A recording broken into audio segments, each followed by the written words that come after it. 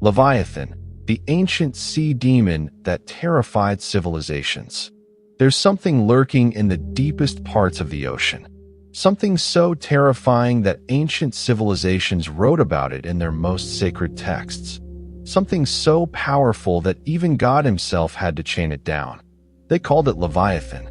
And what you're about to discover will change everything you thought you knew about this ancient demon of the deep. Right now, as you're watching this video, 95% of our oceans remain unexplored. That's more mysterious territory than the surface of Mars. And for thousands of years, humans have told stories about what might be hiding down there in the darkness. But Leviathan isn't just another sea monster story. This creature appears in religious texts, ancient mythology, medieval demonology, and modern occult practices.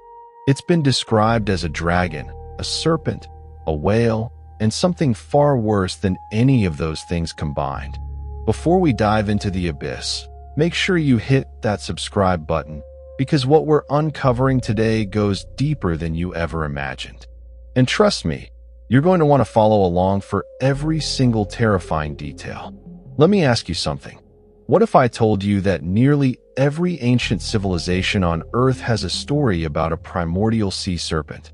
What if I told you these stories are so similar that they can't just be coincidence? And what if I told you that some scholars believe Leviathan might be based on something real?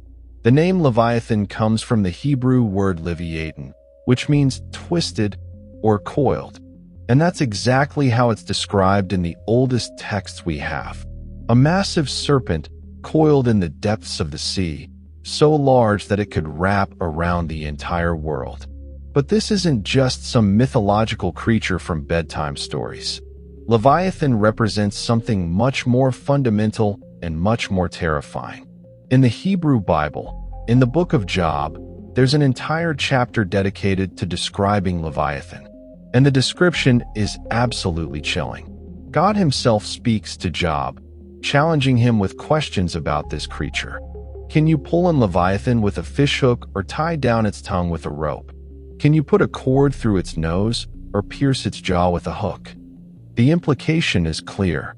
This is not something humans can control. This is not something humans can fight. This is a force of nature so powerful that only God can handle it. But here's where it gets really interesting. The description in Job goes on for 41 verses.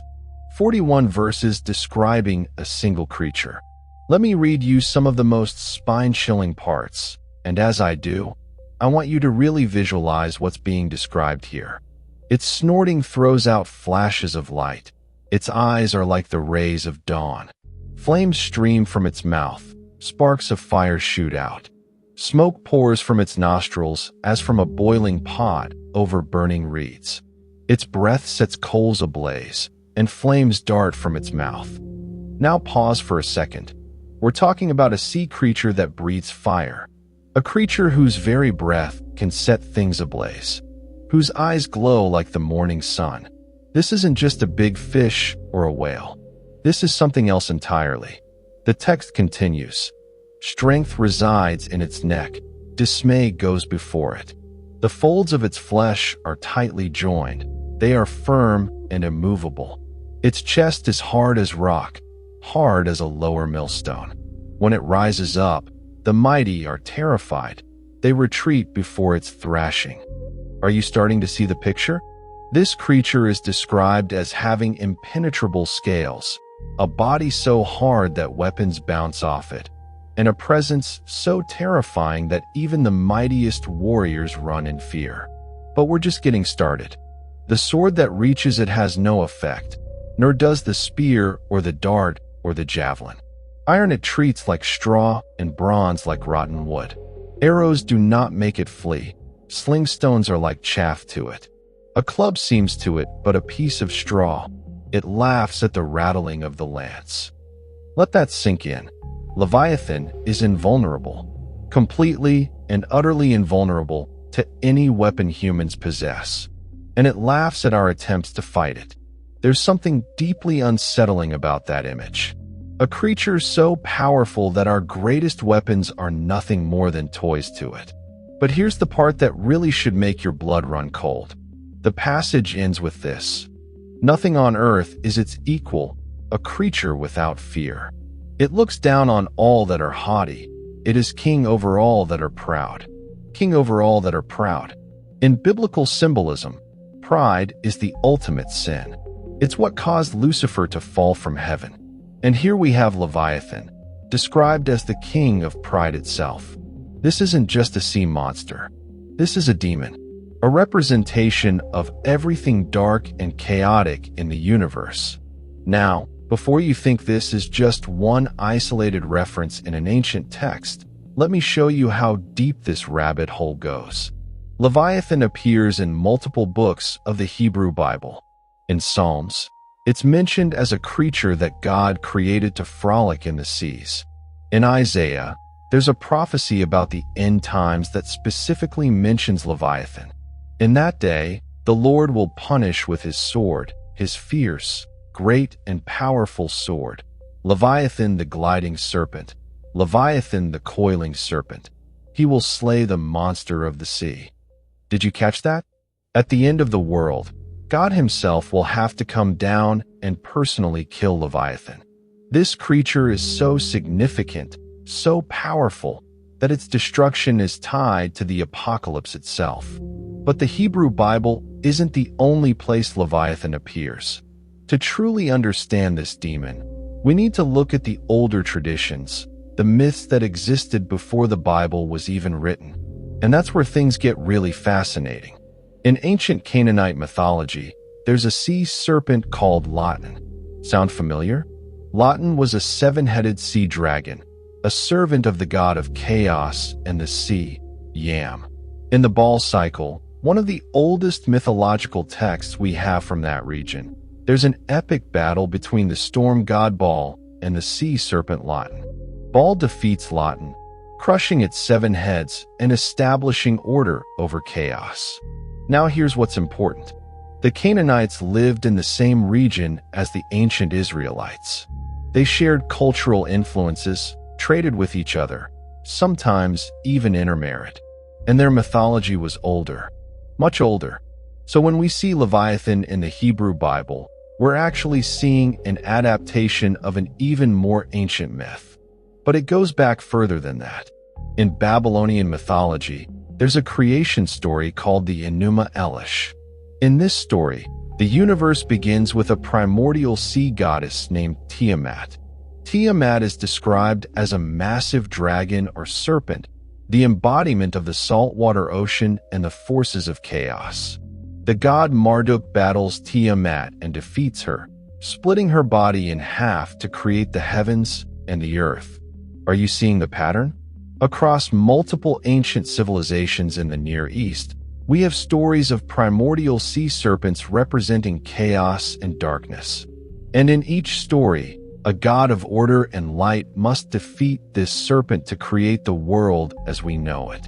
This is what scholars call the Chaoskampf motif. That's German for struggle against chaos.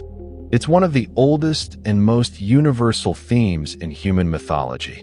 The idea that before creation, there was only chaos and darkness, embodied in the form of a great sea serpent or dragon, and that civilization, order, and life itself could only exist after this creature was defeated. But here's the terrifying part. In most of these myths, the sea serpent isn't truly killed. It's bound, chained, imprisoned in the depths, waiting. In Jewish tradition, there's a fascinating collection of stories about Leviathan that goes beyond what's in the Bible. These stories come from the Midrash and the Talmud, ancient rabbinical texts that explore and expand on biblical narratives. According to these traditions, God created Leviathan on the fifth day of creation, along with all the other sea creatures. But Leviathan wasn't just any sea creature. God created both a male and female Leviathan. But here's where it gets dark. God immediately killed the female Leviathan and salted her flesh to serve as food for the righteous in the world to come. Why? Because if the two Leviathans had been allowed to breed, their offspring would have destroyed the entire world. Think about that for a moment. God created a creature so powerful, so destructive, that even he couldn't risk it reproducing. The male Leviathan was left alive, but alone, and according to tradition, it spends its time in the deepest parts of the ocean, waiting for the end of days. There's another story in Jewish mysticism about Leviathan and Behemoth. Behemoth is another creature described in Job, but unlike Leviathan, which rules the sea, Behemoth rules the land. According to legend, at the end of time, Leviathan and Behemoth will fight each other in an epic battle. They'll kill each other, and their flesh will be served at a feast for the righteous. It's a strange and vivid image, and it speaks to something deep in the human psyche about the final victory of order over chaos, good over evil. But not everyone sees Leviathan as just a metaphor or a creature waiting for the end times. In medieval demonology, Leviathan takes on a much darker role, and this is where the demon aspect really comes to the forefront. During the Middle Ages, Christian scholars and occultists were obsessed with categorizing and understanding demons. They created elaborate hierarchies of hell, detailed grimoires about summoning and controlling infernal powers, and complex theological frameworks for understanding evil. And in many of these systems, Leviathan plays a major role. In the 16th century, a French inquisitor and demonologist named Sebastian Michaelis wrote about the hierarchy of demons. According to Michaelis, Leviathan was one of the 7 princes of hell, each corresponding to one of the 7 deadly sins. And which sin did Leviathan represent? Envy. Now that might surprise you, because we just talked about how Leviathan is called the king of pride. But think about the nature of envy for a moment. Envy is about wanting what others have. It's about looking at someone else's success, happiness, or possessions and feeling a corrosive resentment. It's about being unable to be content with what you have because you're too focused on what you lack. And there's something deeply aquatic about that, isn't there? Envy is fluid. It seeps in, it drowns you. It's dark and deep and cold, just like the ocean. The medieval demonologists understood this connection intuitively.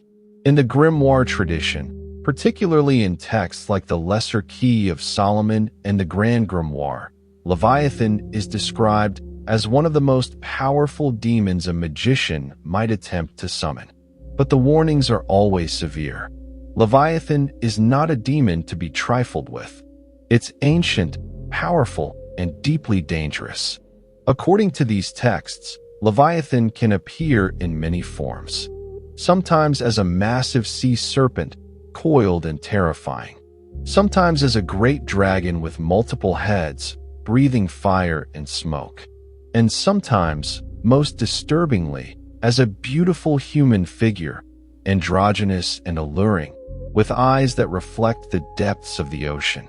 This last form is particularly interesting from a psychological perspective. It represents the seductive nature of envy and sin. Leviathan doesn't always come as an obvious monster. Sometimes it comes as something attractive, something that seems desirable, something that promises power or satisfaction. But underneath that beautiful exterior is the same ancient demon, waiting to drag you down into the depths. There are accounts, though difficult to verify, of medieval occultists who claim to have successfully summoned Leviathan.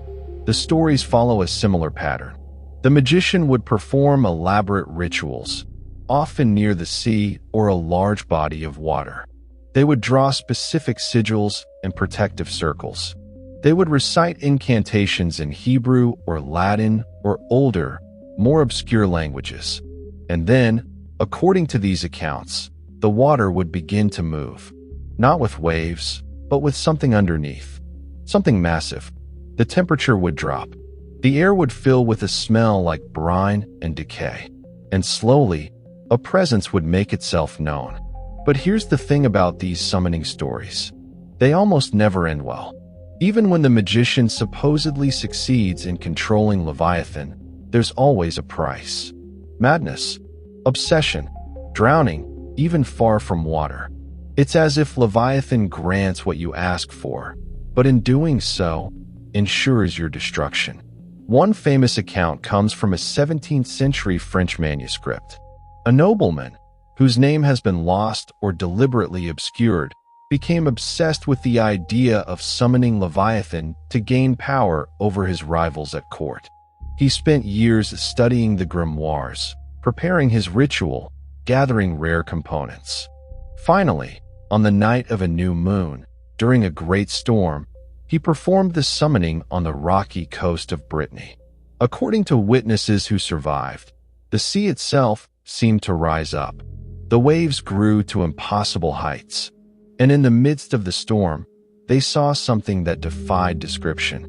A creature so large that it seemed to merge with the ocean itself. Eyes that glowed with an inner fire. A mouth large enough to swallow ships. The nobleman was never seen again.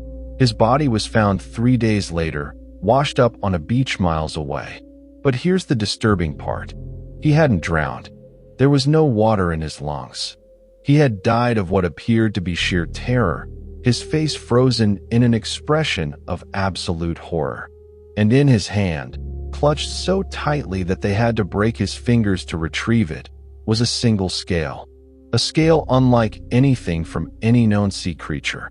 Dark as the ocean depths, yet iridescent, reflecting colors that shouldn't exist. The scale was given to the church, and according to records, it was locked away in a vault and never studied. The official report stated that the nobleman died of natural causes. But local legends tell a different story. They say that for months after his death, ships avoided that stretch of coast. Fishermen reported seeing something massive moving in the deep water. And on stormy nights, people claimed to hear a sound like laughter, deep and rumbling, coming from the sea. Now, you might be thinking this is all just superstition and medieval hysteria. And maybe you're right. But let me tell you about some more modern accounts that are harder to dismiss. In the early 20th century, during the rise of occultism and secret societies, Leviathan became a figure of renewed interest. Groups like the Hermetic Order of the Golden Dawn and later, Aleister Crowley's organizations, included references to Leviathan in their teachings and rituals. Crowley himself, the infamous occultist who called himself the Great Beast, wrote about Leviathan in several of his works. He saw Leviathan as a representation of the primal, chaotic forces that existed before creation. In Crowley's system of magic, working with these forces was essential to achieving true spiritual power. But even Crowley, who was notorious for his recklessness and bravado, treated Leviathan with caution. In his magical diary, there's an entry from 1912 where Crowley describes a vision or ritual encounter with Leviathan.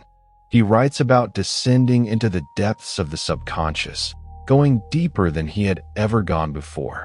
He describes a feeling of immense pressure, as if the weight of the entire ocean was pressing down on him. And then, he writes he saw it. He doesn't describe what he saw in detail. Instead, he writes a single phrase in his diary: "The coils go on forever." How can anything be so large? How can anything be so old? The next few pages of the diary are blank. When his entries resume a week later, he makes no mention of what happened. But colleagues noted that he seemed different after that experience. More subdued, less confident, and he never attempted a working with Leviathan again. But the modern occult revival isn't the only place where Leviathan appears in recent history. There are also accounts from sailors, deep-sea explorers, and people who work on the ocean that are strikingly similar to the ancient descriptions. In 1937, a whaling ship off the coast of Norway encountered something that the crew later described as not natural. The ship's log, which still exists in maritime archives, describes seeing a creature so large that they initially mistook it for an island. As they got closer, the island moved. The log describes scales, visible even from a distance, glowing eyes, a smell of sulfur and decay. The captain ordered the ship to turn around immediately. As they retreated, several crew members reported seeing the creature fully surface. They described it as serpentine, impossibly long, with what looked like fins or wings along its body. The log entry ends with the captain writing, "No whale, no fish. God help us, no earthly creature. We will not return to these waters." The crew were interviewed when they returned to port. Every single one of them told the same story. Hardened sailors, men who had spent decades on the ocean, who had seen whales, giant squids, and every manner of sea life. And they all insisted that what they saw was something else entirely. The Norwegian authorities investigated. Their official report stated that the crew had likely encountered a giant squid or a group of whales and, in poor visibility, misidentified what they saw. But there's a footnote in the report, added by one of the investigators. It reads, "The consistency and terror of the accounts is deeply troubling. These are not men prone to flights of fancy. Whatever they encountered profoundly affected them. Several have refused to return to sea. And this isn't an isolated incident. If you dig into maritime records, you find similar accounts scattered throughout history, especially from deep-sea regions, especially from the darkest parts of the ocean where light doesn't reach and pressure is so intense that it crushes most life." In 1968, during deep-sea sonar mapping, a research vessel detected something anomalous. On the sonar screen, there appeared to be a single massive object, biological in nature, at a depth of over 30,000 feet. The object was estimated to be over 600 feet long. The team was excited, thinking they had discovered a new species of whale or perhaps a massive school of fish. They spent hours tracking the object. But then something strange happened. The object began to move in ways that didn't make sense. It descended even deeper, to depths where no known large creature could survive. And then it moved laterally at speeds that seemed impossible for something so large. One of the scientists on board later wrote about the experience. He described how the atmosphere on the ship changed, how people became nervous, then frightened, though no one could articulate exactly why. He wrote, "We were seeing something on that screen that our minds couldn't process. Something that shouldn't exist, and I had the distinct and overwhelming feeling that it knew we were watching it." The object disappeared from sonar after about 3 hours. The official report describes the event as a sonar malfunction or an unusual underwater current pattern. But the data was never released to the public, and several members of that research team have refused to discuss what they saw. Now, let me be clear. I'm not saying these accounts definitively prove that Leviathan is a real, physical creature swimming in our oceans. What I am saying is that humans have been encountering something in the depths of the sea for thousands of years. Something that terrifies us on a primal level. Something that our myths and religions have tried to explain and contain through stories and warnings. And here's what makes it even more fascinating. Modern marine biology is constantly discovering new species in the deep ocean. Creatures that look like they come from alien worlds. Giant squids with eyes the size of dinner plates. Fish that produce their own light. Sharks that can live for hundreds of years. The ocean is full of monsters, real monsters, that science is only beginning to understand. So who's to say that among all these creatures, there isn't something even larger? Something even stranger? Something that has learned over millions of years to stay hidden, to avoid detection, to exist in the parts of the ocean that humans can't reach? But let's shift gears for a moment and talk about what Leviathan represents psychologically and symbolically. Because even if you don't believe in a literal sea demon, Leviathan tells us something important about the human mind and human fear. Carl Jung, the famous psychologist, talked about archetypes, universal symbols and images that appear across cultures and throughout history. The sea serpent, the dragon, the great monster from the depths. This is one of the most powerful and persistent archetypes in human consciousness. Why? Because it represents the unknown. It represents the vast, dark, threatening aspects of existence that we can't control or fully understand. The ocean, in Jungian terms, represents the unconscious mind, the deep waters of our psyche where our fears, desires, and repressed memories lurk. And Leviathan? Leviathan is what lives in those depths. It's the sum of all our darkest impulses, our most primal fears, the chaos that we keep at bay with civilization and reason and order. But it's always there, just beneath the surface, waiting. When ancient peoples wrote about Leviathan, they were writing about more than just a scary sea monster. They were writing about the fundamental human experience of confronting the unknown, of standing on the shore and looking out at the vast, dark ocean and wondering what might be looking back. This is why Leviathan appears in so many religious and mythological contexts. It's not just a creature. It's a symbol of everything that threatens to overwhelm us. Chaos, darkness, the dissolution of order, death itself. In many mystical traditions, the sea represents the boundary between life and death, between the conscious world and the unconscious, between order and chaos. And Leviathan is the guardian of that boundary, or perhaps the embodiment of it. There's a concept in Jewish mysticism, in Kabbalah, called the Qliphoth. These are the shells or husks of creation, the dark side of the tree of life. Each sephira, each divine emanation on the tree of life, has a corresponding Qliphoth on the dark side, and Leviathan is associated with one of these dark emanations. In this system, Leviathan represents the dark aspect of intuition and emotion. It's the chaos of unbounded feelings, of being overwhelmed by the depths of your own psyche. It's what happens when you lose yourself in the ocean of emotion and can't find your way back to shore. This is actually a really powerful metaphor for mental illness, particularly conditions like depression and anxiety. The feeling of being dragged down into dark water, of struggling to breathe, of something large and incomprehensible wrapping around you and pulling you under. People who have experienced severe depression often describe it in exactly these terms. So in a way, everyone has their own personal Leviathan, the demons that lurk in the depths of our minds, waiting for moments of weakness to surface and drag us down. But here's the interesting thing. In many traditions, Leviathan isn't just something to be feared or fought. It's also something to be understood and, in some cases, integrated.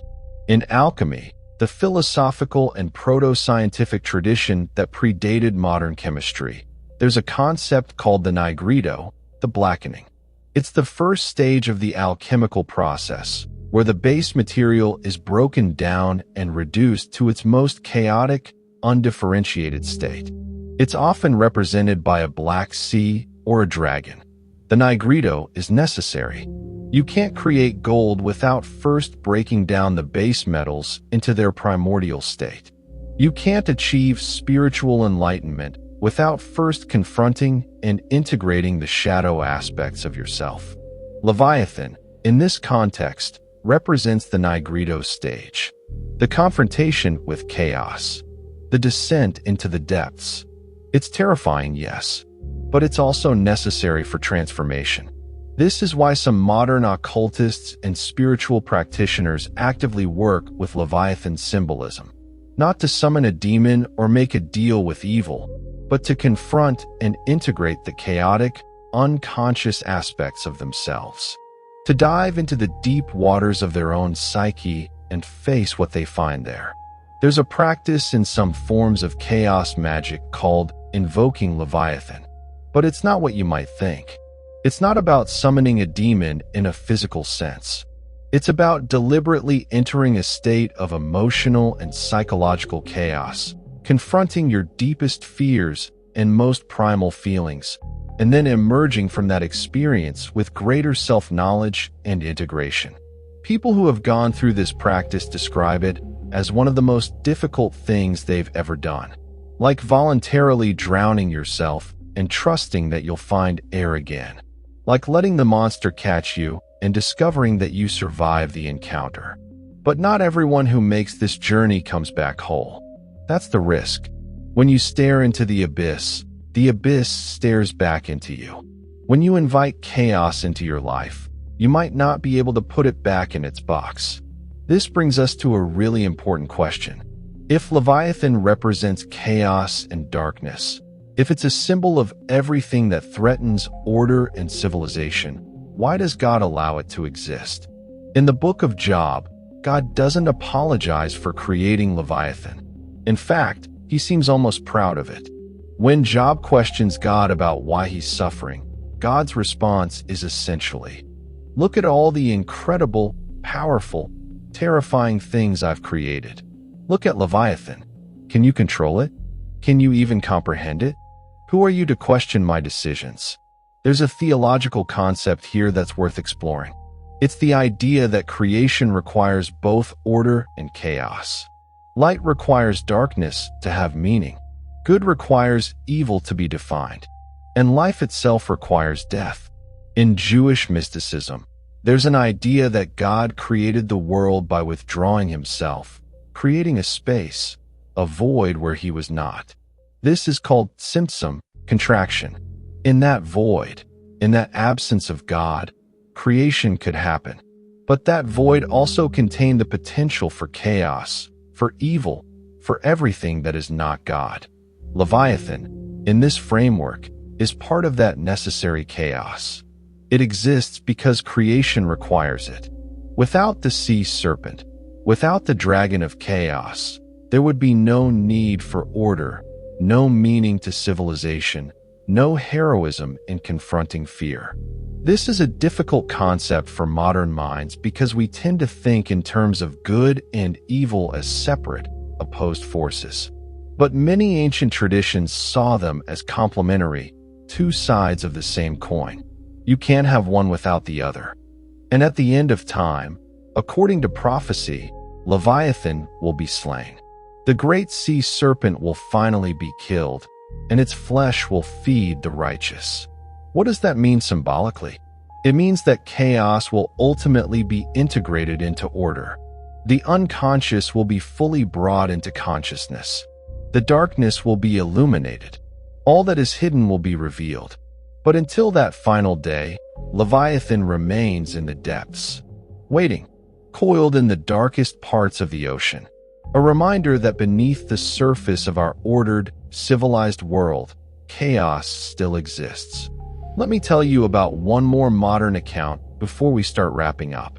This one is particularly intriguing because it comes from a source you might not expect. In 2006, a deep-sea submersible was exploring the Mariana Trench, the deepest part of the ocean on Earth. The trench goes down nearly 36,000 feet, almost 7 miles beneath the surface.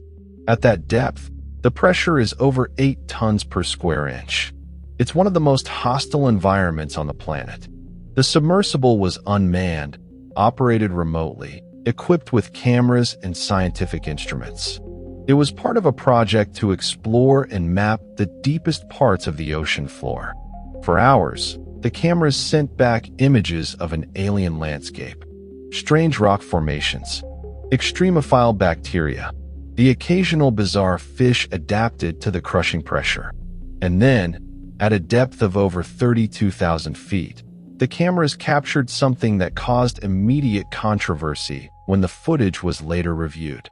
For just a few seconds, visible in the bottom left corner of the screen, there appears to be something massive. The scale is difficult to judge, but based on known objects in the frame, whatever it is would have to be enormous. At least 100 feet long, possibly much more. The object, or creature, is serpentine. It appears to have a textured surface, possibly scales. And most disturbingly, for a brief moment before it disappears from frame, there seem to be 2 points of bioluminescence that could be interpreted as eyes. The footage was analyzed extensively. The official conclusion was that it was likely a large squid or whale, distorted by the camera angle and the extreme low-light conditions. But several members of the research team disagreed. They pointed out that no known squid or whale species could survive at that depth, and the movement pattern didn't match any known marine life. One researcher, who later left the project, was quoted in an interview saying, "I've spent my entire career studying deep-sea life. I've seen things that most people couldn't imagine. But what was on that screen for those few seconds, that wasn't any animal I've ever seen or studied. And the way it moved, it wasn't just swimming by. It looked like it was looking at the camera, like it was aware of us watching it." The footage has never been officially released to the public. The few stills and descriptions that have leaked have been dismissed as hoaxes or misidentifications. But the people who were there, who saw the full footage, who watched whatever it was move through the darkest part of the ocean, they know what they saw. And most of them refused to talk about it. So here we are, in the 21st century, with all our technology and science and rationality. And we still have accounts of something unknown in the deep ocean. Something that echoes the ancient descriptions of Leviathan. Is it the same creature the ancient Hebrews wrote about? Is it a descendant? Is it something else entirely that our myths tried to capture? Or is Leviathan not a physical creature at all, but something more fundamental? A force? An entity that exists across dimensions or states of reality? Something that physical form can't fully contain? In some modern occult theories, demons and spiritual entities are not physical beings, but patterns or forces that can manifest through belief and ritual. Leviathan, in this view, is an archetypal pattern of chaos and primal fear that has existed as long as conscious beings have existed to fear the unknown. When ancient people performed rituals or told stories about Leviathan, they were interacting with this pattern. When medieval magicians summoned Leviathan, they were invoking this archetypal force. And when modern sailors report seeing something impossible in the ocean, they're encountering a manifestation of the same pattern. This is why the descriptions are consistent across time and culture. Not because people are all seeing the same physical creature, but because they're all accessing the same archetypal image from the collective unconscious. It's a compelling theory, but it doesn't fully explain the physical evidence, the sonar readings, the consistent testimonies from reliable witnesses. Maybe the truth is somewhere in between. Maybe Leviathan is both a physical reality and a spiritual force. Maybe in the deepest parts of the ocean, where the laws of physics get strange and the barriers between dimensions thin, something ancient and terrible makes its home. There's a quote from H.P. Lovecraft, the horror writer who was obsessed with the idea of cosmic entities lurking in the deep sea. He wrote, "The ocean is more ancient than the mountains, and freighted with the memories and the dreams of time." That's what Leviathan represents. The ocean's memory. The deep time of Earth's history, going back billions of years, long before humans existed, long before mammals or dinosaurs or even complex life. Back to when the Earth was just water and rock and the first stirrings of life in the primordial sea. If something has existed since those ancient days, if something evolved in the deep ocean and learned to survive through all the mass extinctions and geological changes that have reshaped our planet, what would it be like? How large could it grow? How intelligent might it become? And would it even be recognizable as life as we understand it? These are the questions that keep marine biologists and deep-sea explorers up at night. Because the honest answer is, we don't know. We've explored more of the moon's surface than we have of our own ocean floor. And every time we send instruments or submersibles into the deep sea, we discover something new and unexpected. The ocean keeps its secrets.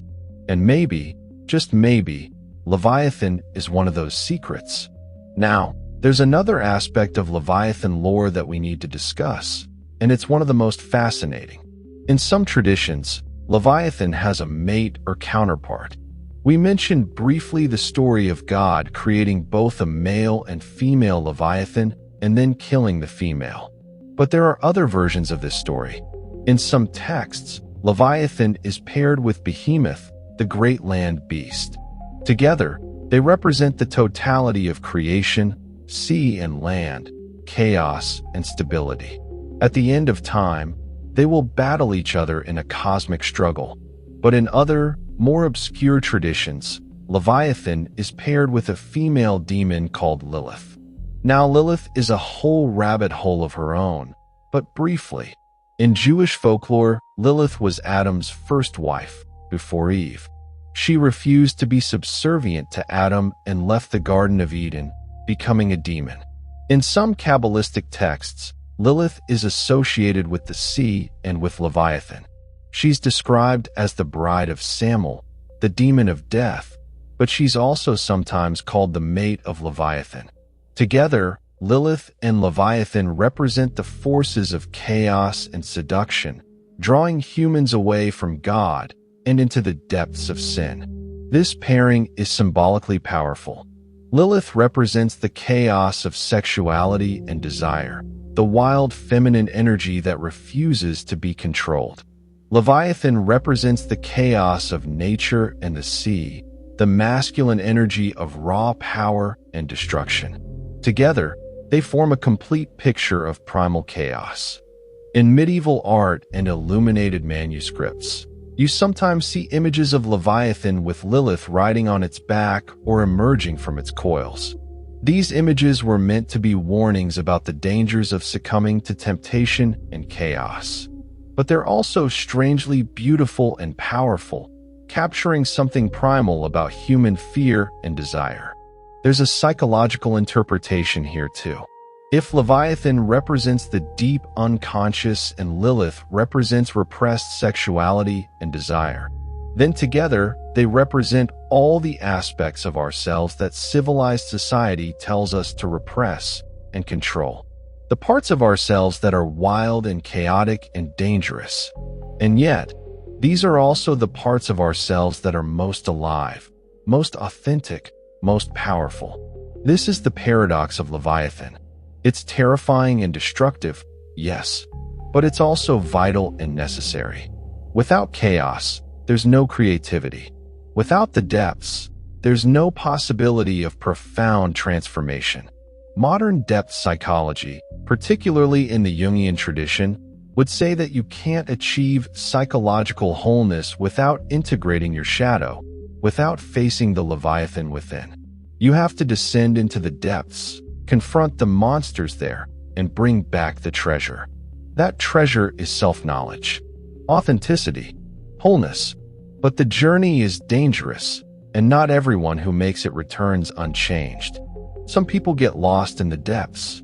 Some people are consumed by their own inner chaos. This is why the ancient traditions were so insistent about the proper way to approach these forces. Rituals, prayers, protective circles, all of these were psychological technologies designed to help people safely confront the darkness within and without. When medieval magicians drew protective circles before attempting to summon demons, they weren't just being superstitious. They were creating psychological boundaries, safe containers for experiences that could otherwise overwhelm the ego and lead to madness. And when priests and rabbis told stories about Leviathan being chained by God, waiting for the end of days, they were encoding wisdom about how to live with chaos and darkness. You acknowledge it. You respect it. You give it its due. But you don't let it overwhelm you. You maintain boundaries. You maintain order. And you trust that ultimately, good will triumph over evil, light over darkness, order over chaos. But here's the thing. We live in a time when many of those old boundaries and containers have broken down. Traditional religion has lost its power for many people. The old myths and rituals don't resonate the way they once did. And we're left trying to confront the Leviathan within and without the tools and frameworks our ancestors used. Maybe that's why stories about sea monsters and ancient demons are having a resurgence in popular culture. Movies like Pacific Rim with its kaiju emerging from the ocean depths. video games that feature massive sea serpents, and underwater horrors. The Lovecraftian horror genre that's more popular than ever. We're reaching for these old myths because we need them. We need ways to symbolically represent and process the chaos and darkness we feel in our lives and in the world. Climate change, with its rising seas and increasing storms, feels like the waking of Leviathan. The uncontrollable chaos of the natural world reminding us that we're not as in control as we thought. Political upheaval and social breakdown feel like the structures of order being eroded by ancient forces of chaos. And on a personal level, the mental health crises, the anxiety and depression epidemics, feel like Leviathan rising from the depths of our collective unconscious, reminding us that there are forces in the human psyche we don't fully understand or control. The ancient symbol has modern resonance because the fundamental human experience hasn't changed. We're still small creatures on a small piece of land, looking out at vast oceans of the unknown. We're still conscious beings trying to maintain order and meaning in a universe that seems fundamentally chaotic and indifferent. And there's something both terrifying and strangely comforting about Leviathan. Because as scary as it is, it's been here all along. Our ancestors faced it and survived. They told stories about it, created rituals around it, learned to live with the knowledge that chaos lurks in the depths. And so can we. Let me share one final story with you. This one is more personal and less documented than the others, but I think it's important. In 2019, I spoke with a fisherman from Iceland. He was in his 70s, had been fishing the North Atlantic for over 50 years, and he told me about an experience he had in the early 2000s.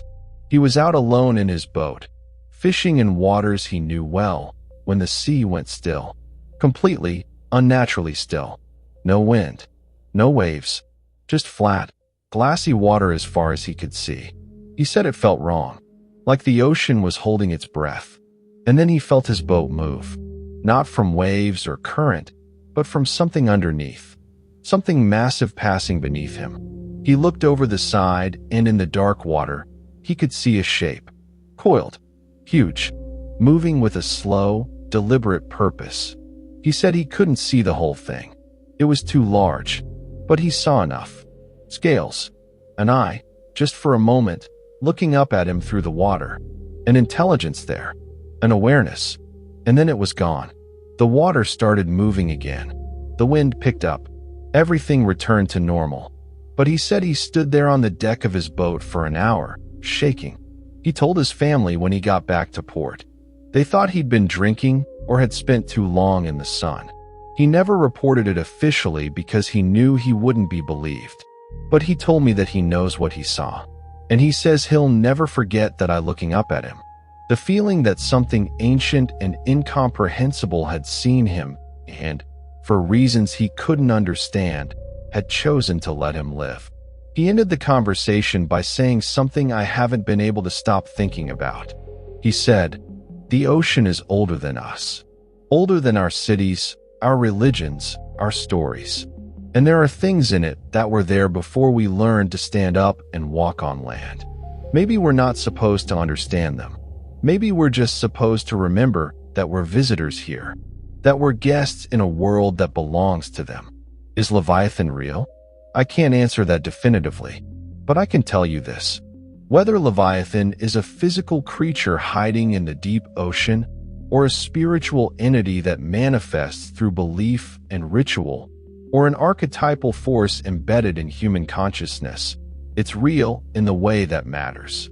It represents something true about the universe and about the human experience of facing the unknown. The ancient Hebrews knew it. The Canaanites and Babylonians before them knew it. Medieval monks and magicians knew it. And modern sailors and deep-sea explorers know it. There is something in the depths, something vast, something old, something that reminds us that for all our technology and science and civilization, we are still small and vulnerable in the face of forces we don't fully understand. And maybe that's okay. Maybe we're not supposed to have all the answers. Maybe the existence of mystery, of the unknown, of things like Leviathan lurking in the depths, is what gives life its depth and meaning. Because in a world where everything was known, where every mystery was solved, where every corner was lit and every depth was mapped, what would be left to wonder about? What would inspire awe and terror and the profound sense that there's more to existence than what we can see and measure and control? Leviathan, whether literal or symbolic, serves an important purpose. It reminds us to be humble. It reminds us that we're part of something much larger and older than ourselves. It reminds us that chaos and order, darkness and light, are both essential parts of existence. And it reminds us that the depths, whether of the ocean or of our own psyche, will always hold mysteries, will always contain things that challenge our understanding and push the boundaries of what we think is possible. So the next time you stand on a beach and look out at the ocean, think about what might be out there. Not to terrify yourself, but to remember your place in the grand scheme of things. To feel that thrill of standing at the edge of the unknown. And maybe, just maybe, whisper a prayer or a word of respect to Leviathan, the ancient guardian of the depths. Because whether or not it can hear you, whether or not it's real in the physical sense, the act of acknowledging the mystery, of showing respect to the unknown, that's what keeps us human. That's what keeps us connected to something larger than ourselves. The ancient traditions understood this. They told stories about Leviathan not to explain it away, but to keep it alive in imagination and memory.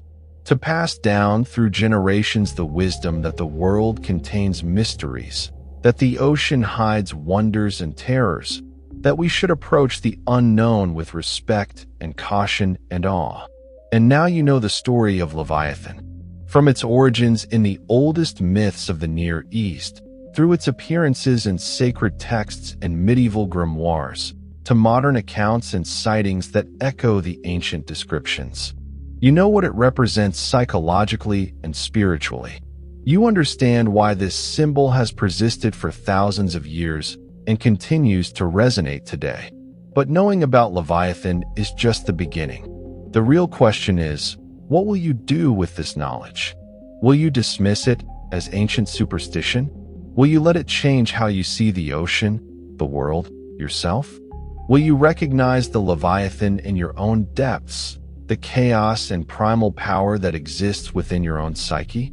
And will you have the courage to dive into those waters, to confront what you find there, and to emerge transformed?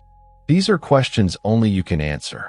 But I'll tell you this, the world needs people who are willing to face the depths, who are willing to acknowledge the chaos and mystery of existence instead of pretending everything is ordered and understood, who are willing to stare into the abyss and not flinch. Because Leviathan is still out there, still coiled in the depths, still waiting. And the end times that the prophets spoke of, when Leviathan will finally be slain and chaos will be integrated into order, that's not just a future event. It's a process that happens individually and collectively every day. Every time you confront your fears instead of running from them, that's slaying Leviathan. Every time you bring unconscious patterns into consciousness, that's slaying Leviathan. Every time humanity takes a step toward greater understanding and integration, toward acknowledging our shadow side and working to transform it, that's slaying Leviathan. The great work, as the alchemists called it, is never finished. The struggle between order and chaos, between light and darkness, is eternal and necessary, and we all have a part to play in it. So go forward with this knowledge. Respect the depths, both in the ocean and in yourself. Approach mystery with humility and awe, and remember that Leviathan, in all its forms, is not just an enemy to be defeated. It's a teacher, a guardian, a reminder of everything that's wild and primal and deeply true about existence. The ancient serpent still swims in the deepest waters. still watches from the depths with eyes like the dawn, still breathes fire and smoke and represents the chaos that existed before creation and will exist after the world ends. But we're here too, standing on the shore, telling stories, building civilizations, creating order out of chaos. And in that eternal dance between Leviathan and humanity, between chaos and order, that's where life happens. That's where meaning is made. Thank you for diving into the depths with me today. If this journey into the ancient mysteries resonated with you, make sure you hit that subscribe button and the notification bell so you don't miss our next exploration into the darkest corners of mythology and the supernatural. Drop a comment below and tell me, do you think Leviathan is real? Have you or anyone you know ever encountered something unexplainable in the ocean? What other ancient demons or monsters would you like me to cover in future videos? And if you really want to support this channel and help us create more deep dives like this one, check out the link in the description. Your support allows us to spend the time researching and crafting these stories that bring ancient myths to life. Remember, the depths are calling. The unknown is waiting. And there are mysteries in this world that we're only beginning to understand. Stay curious, stay brave, and never stop exploring the shadows. This is where our journey ends for today. But Leviathan's story, like the creature itself, is eternal. It coils through history and myth and the deep waters of human consciousness. And now it's a part of your story too. Until next time, keep your eyes on the horizon. And remember, when you stare into the abyss, something stares back. The question is, are you ready to meet its gaze?